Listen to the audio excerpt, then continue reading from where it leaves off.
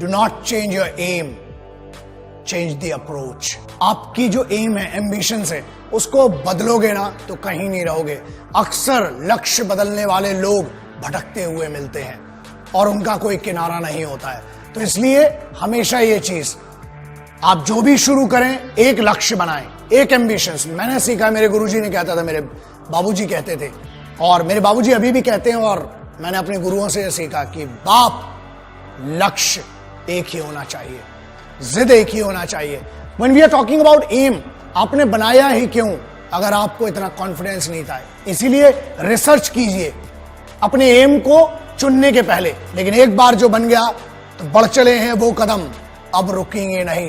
तो बस वैसा एटीट्यूड होना चाहिए कि हम तो घर से निकले ही थे बांध कर सर पे कफन, जहां हथेली पर लिए जो बढ़ चले हैं ये कदम। अरे जिंदगी खुद अपनी मेहमान, मौत की महफिल में है, सरफरोशी की तमन्ना अब हमारे दिल में है। वो एटीट्यूड कहां है? जवान हो यार, वो जवानी में रवानी कहां है? इस उम्र में जो बना लिया, एक बार एम बना लिया, उसके लिए मेहनत रोज करना है। रोजाना आपको मेहनत करना जरूरी है और उसके लिए तैयारी तगड़ी होना चाहिए। और तैयारी के लिए पता तो हो किस चीज की तैयारी करना है। एक दिन बॉलर बनना है, दूसरे दिन बैट्समैन, तीसरे दिन साइंटिस्ट, चौथे दिन डॉक्टर। लल्ला कुछ नहीं बनोगे, कंफ्यूज बनोगे, जूते पड़ेंगे घर में भी और बाहर भी। एक एम बनाओ और बस उसकी तरफ बढ़ते जाओ। रोज मेहनत करना जरूरी है दोस्त, क्योंकि बगैर मेहनत के ना कुछ नहीं मिलता। शॉर्टकट, हाँ, शॉर्टकट से क्या होता है कि आप शॉर्टकट से आप खुश हो जाएंगे थोड़े समय के लिए। याद रखना, शॉर्टकट कभी भी मंजिल तक नहीं पहुंचाता है। घूम फिर के आप फिर से हाईवे पे आ जाओगे, फिर बोलोगे कि टाइम वेस्ट हो गया। इसलिए वन सिंगल एम, रोज छोटे एम बनाओ। प्रॉब्लम यह कि एक ही दिन में आप कुछ नहीं बन सकते हो। लेजेंड कोई पैदा नहीं होता है दोस्त, उसको बनने के लिए बहुत सिंपल सी बात है, nobody becomes the general within a day. There is a journey involved in that and you have to go through that journey. उस जर्नी की इज्जत होती है, तो अपनी खुद की इज्जत कीजिए, उस जर्नी की इज्जत कीजिए। और अगर सलाह चाहिए ना एम लेने के लिए, माँ बाप से बड़ा कोई नहीं है, क्योंकि वो सिर्फ जिंदगी में ऐसे होते हैं जो आपसे बगैर स्वार्थ के जुड़े हुए हैं, जो आपसे कुछ नहीं चाहते हैं, सिर्फ ये चाहते हैं कि आप खुद की जिंदगी में बेहतर करें। उनके लिए कितना बेहतर करें, इससे उनको कुछ लेना देना नहीं। दूसरों से ज्यादा और दूसरों की बातों से ज्यादा, ये मेरी सलाह है, एक बड़ा भाई समझ ले, छोटा भाई समझ ले, जो भी समझ ले, अपने लक्ष्य पर खुद को भरोसा करना पड़ेगा। और अपनी खुद की कॉन्शियंस होती है, हमें उसको समझना पड़ेगा। आगे बढ़िए, दूसरों से ज्यादा खुद पर भरोसा करना पड़ेगा। आपको अपने आप से ज्यादा कोई अच्छे से नहीं जानता है। आपके माँ बाप और आप अपने आप को जानते हैं, आपको जानते हैं। उनसे डिस्कस कीजिए और याद रखिए अपने पैशन को। आपका जिस चीज में मन लगता है ना, घर वालों से लड़ाई मत करो, कन्विंस करो, बात करो उनसे, क्योंकि जो पैशन है ना वो सिर्फ आप जानते हो।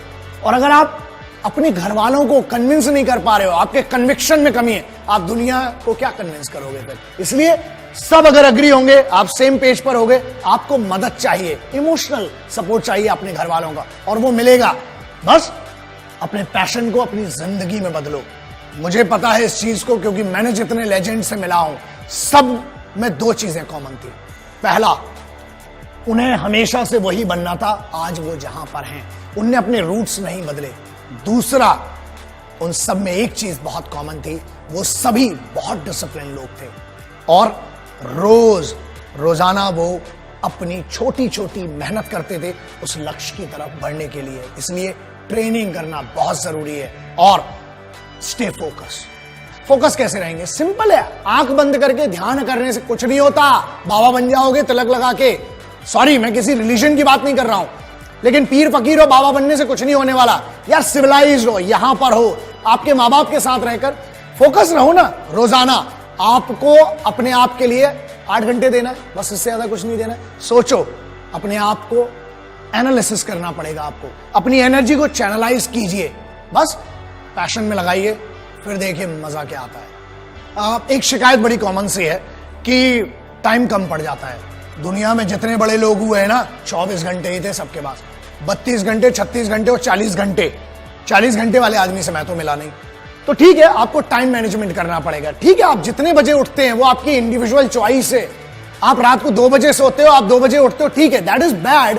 बट ठीक है, कई लोगों की लाइफ स्टाइल ऐसी है, उनकी मजबूरियां भी है जो नाइट शिफ्ट में काम करते हैं। आप जब भी उठें ट्रेनिंग करें।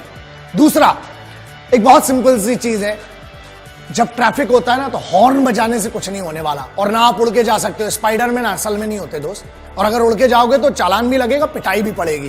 तो ट्रैफिक को दोष मत दो, कोशिश ये करो कि पहले निकलो। वक्त से पहले जब आप निकलेंगे तो आप जगह पर पहुंच जाएंगे। टाइम मैनेजमेंट, हर चीज का टाइम डिसाइड करना पड़ेगा आपको। बस टाइम डिसाइड कीजिए, आगे बढ़िए और कंप्लेंट्स कम कीजिए। सिपाहियों को अपने लक्ष्य का पता होता है। Being a simple son of this motherland, I have the responsibility to speak about our soldiers, जो सबसे ज्यादा मेहनत करते हैं। बहुत सिंपल है ना, एक टास्क दिया जाता है, चाहे वो बंकर बनाना हो, चाहे वो राशन लाना हो, चाहे घर बनाना हो, चाहे अपनी एक रेजिमेंट को मूव करना हो, चाहे जंग लड़ना हो। याद रखिए, वो कभी शिकायत नहीं करते हैं, बस वो काम करते हैं, मेहनत करते हैं, क्योंकि उनका लक्ष्य क्लियर है कि हमें ये करना है। छोटे छोटे लक्ष्य बनाइए और उन छोटे छोटे लक्ष्यों के लिए रोजाना छोटी छोटी मेहनत कीजिए। एम को सीधा रखिए और बेइज्जती होना बहुत जरूरी है। मैं हमेशा कहता हूं, जब बेइज्जती होती है ना तो अंदर एक आग जग जाती है, और उस आग की दम पे ही आप करते हो। तेज भागने के लिए आग की जरूरत है। रॉकेट को देख लेना, कभी नीचे आग लगी होती है, इसीलिए इतना तेज भागता है। सो बेइज्जती, बस एक बात याद रखना, कभी ना कभी, कहीं ना कहीं आपको काम करना पड़ेगा अपने लिए, क्योंकि आपके माँ बाप की या आपके रिलेटिव्स ने कभी ना कभी, कहीं ना कहीं कुछ ऐसा कहा होगा जो बेइज्जत किया होगा। उस बेइज्जती को याद करना, वो पावर देती है। हमें एक फियर होना चाहिए, वो डर होना चाहिए हमें कि यार अगर मैं कुछ नहीं कर पाया तो मेरी फैमिली के लिए मैं रिस्पॉन्सिबल हूं। अपने परिवार के लिए उस बेइज्जती को सहन करो, और उन सभी लोगों को जिनने आप पर शक किया है, आपकी ईमानदारी पर शक किया है, आपके पेरेंट्स की परवरिश पर शक किया है, उनको साबित करो कि वो गलत थे और आपकी परवरिश बहुत अच्छी थी। उतार चढ़ाव जिंदगी में आना जरूरी है।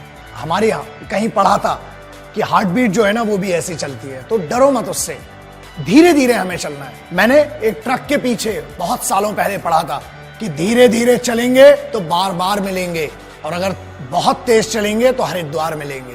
तो याद रखना, हमें धीरे धीरे चलना है।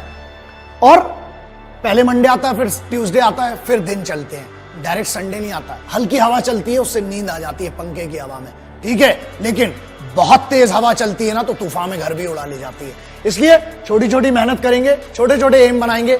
जब कंफ्यूजन हो, पेरेंट्स के पास जाओ। अरे हर दुनिया के हर शास्त्र में लिखा है, इवन कुरान शरीफ में, मैंने मेरे एक यार ने बताया था मुझे कि एक फर्जंद की औकात अपनी वालिदा के सामने, वालिदा के सामने एक घायल परिंदे की होती है।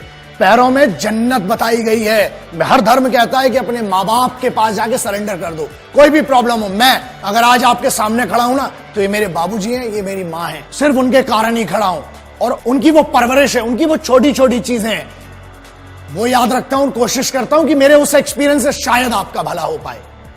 और मेरे पिताजी की एक बड़ी अच्छी चीज है जो सीखी थी कि बुरे वक्त में सिर्फ दो ही चीजें काम आती है।